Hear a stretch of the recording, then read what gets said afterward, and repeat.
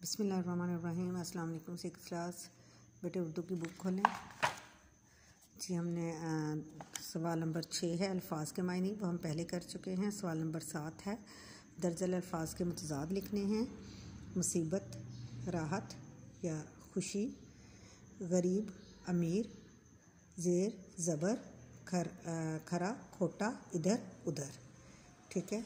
अराब की मदद से तलफ़्फ़ुज़ वाज़े करने हैं। जहल, जैसे आप अदायगी सही करेंगे तो बेटे आपके अराब भी सही लगेंगे।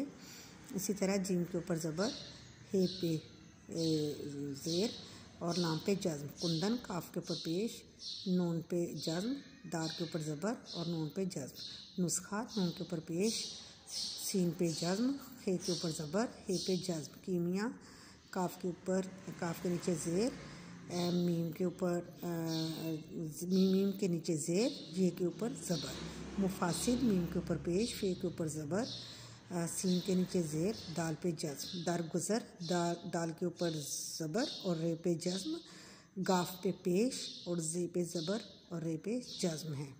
ठीक है।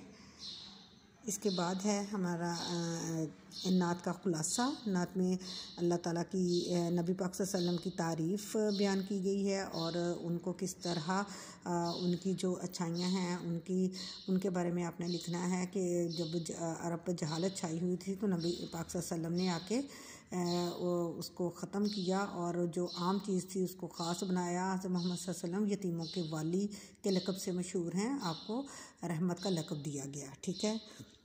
चलें बेटे, ठीक है। आज हमारी ये एक्सरसाइज मुकम्मल हुई और कल हम अब अगला सबक स्टार्ट करेंगे। ओके जी, अल्लाह हाफिज़।